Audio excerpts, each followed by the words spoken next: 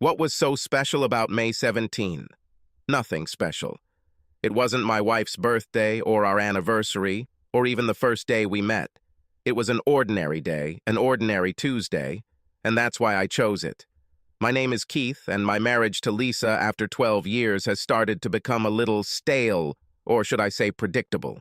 It's not that I didn't love her. She and the children were the most important things in my life.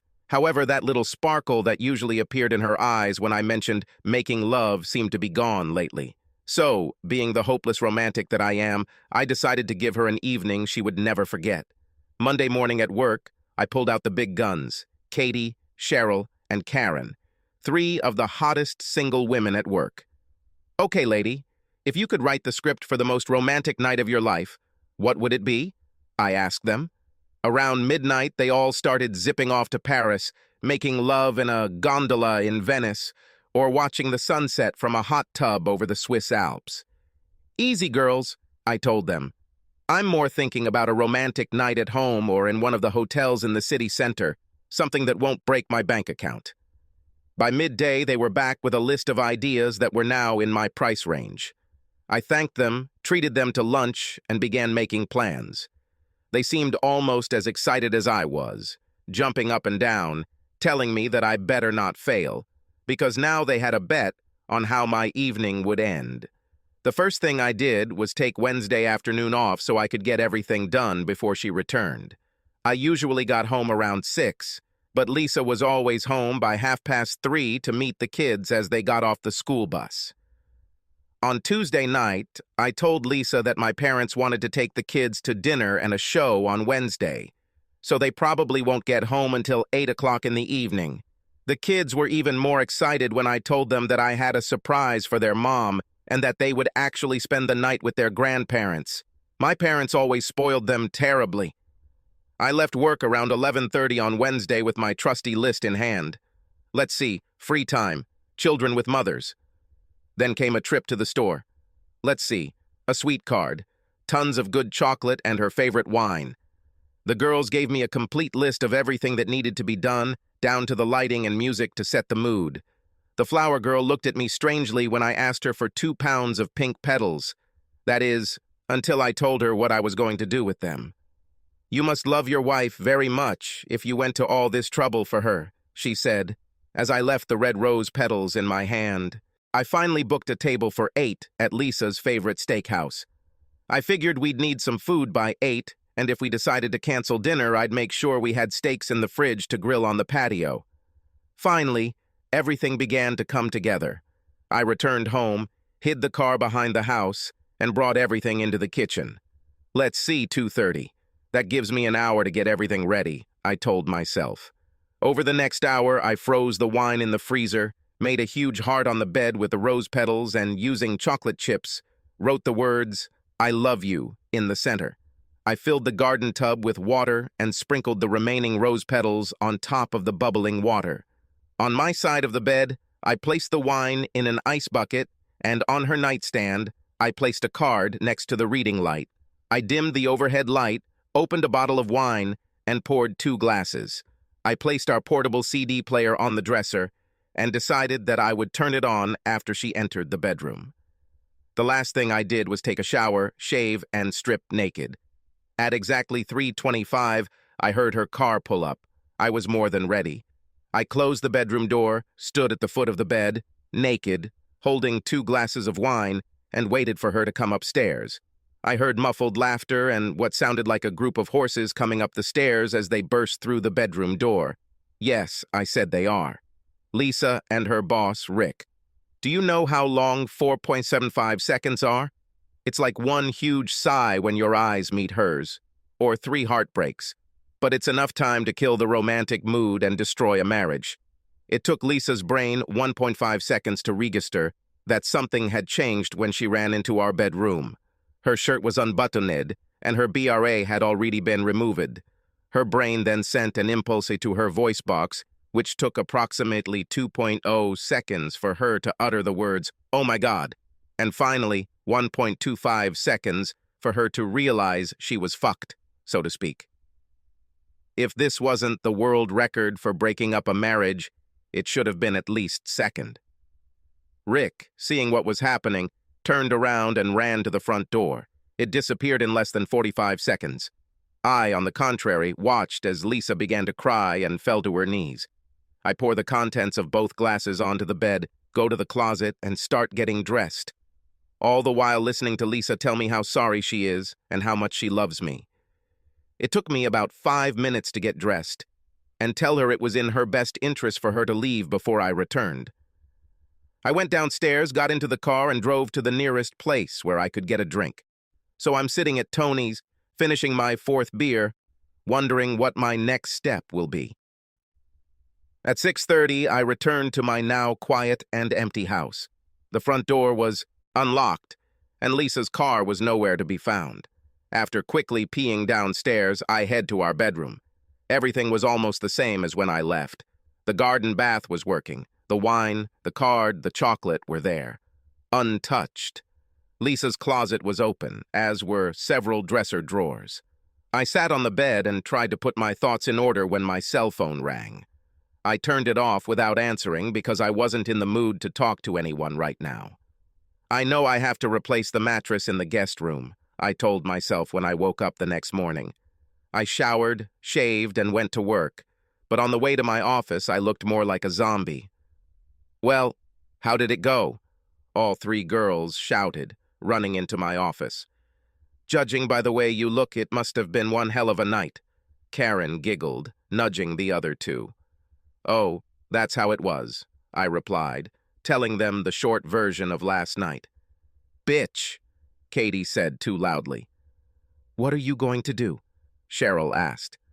"To survive and take care of my children," I muttered. "So if you don't mind, please keep quiet about it. I don't want to be the laughing stock of the whole office," I told them. They left telling me how sorry they were and that if I needed someone to talk to, they were always there. I thanked them and closed the office door. Bank accounts, credit cards, life insurance policies, 401k, all were closed or changed by 9:30 a.m. I then called my parents and told them that Lisa and I were having some problems and asked if they could keep the kids until the weekend. They were sad to hear about this and were more than happy to watch the children. Checking my cell phone, I found 20 messages from Lisa. I threw them all away. The lawyer gave me the name of a good lawyer at a reasonable price if possible, and I made an appointment for Friday morning. You'll never truly know how screwed you are until you spend 2 hours with a divorce lawyer and have him lay out your options, or lack thereof. It was your word against hers. Lisa and Rick hadn't done anything yet when you caught them, and you couldn't kick her out of the house because it was her house too. You know what really pissed me off was that she would most likely get custody of the kids, the house, and at least 40% of what I made after taxes. They fucked me and didn't even kiss me. He suggested marriage counseling, or at least a 90-day cooling-off period before I did anything. Look, Keith, no matter what you do, you'll be paying child support for the next 8 years at least, plus house payments. The only thing you can do is bide your time and try to minimize your losses. Look, if it were me, I'd move into the spare bedroom and make life at home as easy as possible for your kids, he suggested. I left early and moved all my junk into the spare bedroom. I bought a new mattress and threw the old one to the curb. I never answered Lisa's calls, but I knew that sooner or later she would most likely show up at the house, so I tried to be ready for the meeting. I picked up the kids on Friday on my way home from work and took them to a pizza place. They told me they had a great time, but were glad to go home. Lisa finally showed up around 8:30 that evening. The children surrounded her on all sides, but she never took her eyes off me. By 10:00, they went to their rooms and I headed to the guest room. Lisa asked if we could talk later, but I told her I wasn't in the mood. "Maybe tomorrow," I said, closing and locking the door. I heard a muffled scream as she looked around what used to be our bedroom. I heard sheets being pulled off the bed and other noises as I imagined her trying to tidy up the room. On Saturday morning, I noticed a card, rose petals and chocolates in the trash bin, along with an empty bottle of wine. The children had breakfast and went about their usual Saturday activities, friends and football. I wasn't really hungry, so I just made coffee. Lisa came down just as I was finishing my first cup. I poured myself another, grabbed the newspaper, and went out onto the deck. "You know that sooner or later you will have to talk to me," she said through reddened eyes. "But why, Lisa? What can you tell me to explain what I saw on Wednesday? How long have you been cheating on me with Rick?" "It was only the second time, believe me, dear," Lisa sobbed. "Why do I have a hard time believing you? And by the way, you've lost the privilege of calling me honey or anything else that sounds endearing," I spat. "We will coexist for the sake of the children until I understand what is best for me and for them. Looks like you've already made your choice." Then Lisa ran into the house, and I finished my coffee and tore the newspaper in a rage. Work sucked for the next 2 weeks, but at least it wasn't as bad as my home life. Someone had spilled the beans at work, and now all I was getting were these pitying looks from all the women in my office every time I walked past them. My boss wanted to know if I needed personal time off, but I told him I was managing it and that I needed a job to keep me sane. The children knew from day one that something was wrong and asked if they had done anything wrong. "Children, your mother and I are going through a difficult period, but everything is fine, believe me," I told them, but it was not so. Lisa tried to get me to talk and even tried to seduce me once, but I no longer felt anything for her. I felt worse than whale shit when Cheryl walked into my office Thursday just before 5 o'clock. "Get your coat, we're leaving," she announced. I looked up to say something, but she stopped me. "Maybe you don't understand. This is not a request. Grab your damn coat. We're leaving here," she announced. When Cheryl and I arrived at Anthony's, 2 more of the formidable trio, Katie and Karen, were sitting at a table in the corner. After ordering a drink, Cheryl got to work on me. "You need to come to your senses, Keith," she began. "You've been walking around like dead for the last 2 weeks, and even though everyone has your back, you're going to be in deep shit if you don't tie your head and ass together." "I have my reasons, so why don't you just fuck off?" I almost shouted back at her. "Fuck off, asshole. You're not talking to Lisa," Karen replied. "What the hell do you want, Keith? Or are you going to wallow in self-pity for the rest of your life?" "I want everything to be like it was before this shit happened," I said, looking at my glass. "I thought you said your marriage was stale and you wanted to revive it," Katie asked. "Do you really want to go back to your boring life? Do you love her? I love and hate her at the same time. I wish I could strangle her and Rick for what they did to me," I screamed. "I just don't know what the hell to do or even where to start." "Let's eat, and then we'll figure it out," Cheryl said, calling the waiter. "The first thing we need to do is level the playing field. Lisa is still in your house and returns to work every day. Rick, on the other hand, goes home to his loving wife and children, even though he ruined your marriage," Cheryl spat. "It's time for you to get your life back." By the end of the evening, I felt better, and they were right. I had to do something. I couldn't let this go on. It tore me apart. Lisa wanted to know where I was when I got home. "So, what do you care about?" I shouted as she went into her bedroom, crying. The next day, I met with my lawyer, Randy. "I thought you were going to wait for a divorce," he asked. "Yes, I want to sue the company that Rick and Lisa work for, and then hit Rick with an alienation of love lawsuit," I told him. "Look, Keith, you don't have hard evidence. I told you so." "I know, but they work for a public company, and with all the crap in the news lately about corporate mismanagement, I don't think they'd want bad press. Also, even though Lisa wasn't at work, don't most managers work until 5? Don't most corporate bylaws have a morality clause when a married boss has sex with a married employee he supervises, especially during working hours? Randy said it would take a couple of days for everything to be finalized and the papers filed, but he would let me know when things got underway. For the next 3 days, I was the old Keith. I joked with people at work, had fun with the kids, and even started talking to Lisa again, which made her life a little easier. On Thursday, Randy called and said that their company had been served, but I asked him to wait with Rick's papers until we reached an agreement with their company. By the following Tuesday, Randy and I were sitting in a conference room across from the CEO and his manager. "We have reviewed the documents, and it appears that you forgot to include any documents about the alleged incident," the manager began. He then said something about frivolous lawsuits, and was quite surprised when I stood up and headed out. "I guess we'll see you in court then," I said, getting up from my chair. "You know, we will take testimony from all office employees," I said calmly. "How many of them do you think knew what was going on? All I have to do is find one or two," I told them. "How many managers do you think will defend Rick when their asses are on the line?" "Good luck, gentlemen," I said, walking out with Randy. I was sitting at my desk on Wednesday when Randy called. "They want to straighten out or, as they put it, make this mess go away," he told me. Well, I asked for $250,000, attorney fees, and for them both to be transferred to other state offices. "That should cover everything," I told him. "Tell them the offer is valid until noon Thursday, and then we'll move on." That afternoon, Randy called me again.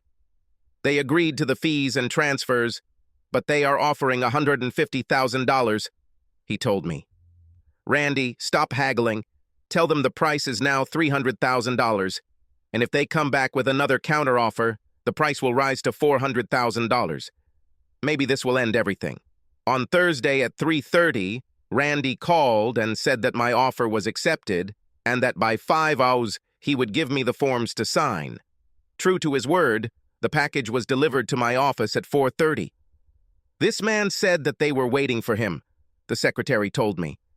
After reviewing the papers and the check attached to them, I signed the papers and handed them over. "If someone is looking for me, then I'm gone for the whole day," I told her, leaving the office. In the car on the way home, I quickly called Randy. "Serve Rick tonight and do it at his house." I was over the moon. By tomorrow, I would have a pound of flesh, and I could move on with my life. "Okay, that's it. Grab your coat because we're going out to dinner tonight," I said, walking through the door. Lisa looked at me and did not move when he continued. "Come on, Lisa. You too." A wide smile appeared on her face as she ran for her coat. Over dinner, we talked and laughed as we had done for the past 12 years. Life was good again, almost good. When we got home, everyone thanked me for a great evening and went to their rooms. Lisa came closer, kissed me on the cheek, and thanked me for the evening. "He meant a lot to me tonight," she said. I told her that we would have a nice long talk tomorrow night, so she needed to get some sleep. "You son of a bitch!" Lisa shouted, entering the door. "You knew last night what would happen today, didn't you?" "Not quite, Lisa, but pretty close," I answered. "Where is the job that you were offered?" I asked. "Tennant, New Jersey, wherever the hell that is. It seemed like my services were no longer needed here and that it was either New Jersey or I was out of work," she explained. "I told them there was no way they would transfer me there, and then they gave me severance pay and gave me 20 minutes to clean the table," she sobbed. "I gave them 8 years, and in 20 minutes I was out the door," she said, sitting on a kitchen chair and sobbing. "Where is your friend Rick being transferred?" I asked. "Flint, Michigan," she said, staring at the floor. "The armpit of the Northeast. This couldn't have happened to a nicer guy," I said, grinning from ear to ear. "Well, Lisa, this is how the next phase will go," I said, pulling up my chair. "If you want to be part of this family, here are the conditions. First of all, you need to be examined for sexually transmitted diseases and bring me a certificate of health. Then you will take a polygraph test, and to help you, I will even ask all the questions in advance," I said, holding the paper across the table. As you can see, they start out very easy, but become increasingly difficult down the list. By the time she got to the last group, she started crying. Am I the biological father of my 2 children? Why did she cheat? When we had sex in the last couple of months, who were you thinking about, Rick or me? How often have you lied to me in the last couple of months? How many affairs have you had? Do you still love me? You have a meeting tomorrow at 9, I said. And if you get through this without any major surprises, we have an appointment with a marriage counselor for Saturday morning at 10 a.m. Lisa just sat and cried, going through questions. I can answer them now if you want, she said. I think I'll wait until tomorrow, I told her. I just don't trust you anymore, and I want to start all over again, without any lies, if you don't mind. I didn't like all her answers, but in my mind, she passed. Do I trust her? Hell no. Do I plan to stay with her? Well, the jury is still out, but we're working on it. The worst part is that we haven't made love for the last 5 months. And that's what I really miss. We have sex once or twice a week to relieve tension, so to speak, but it's not the same thing. Rick took a transfer to Flint, Michigan. Last year, I sent him a Christmas card from Florida that said, "Glad you're not here." Oh, by the way, his wife and children are here. I think the sunny South won over the cheating husband. Go figure it out. Subscribe to our channel so that your second chaff doesn't cheat on you, and go ahead and listen to the next story, because this story is nothing compared to the next one.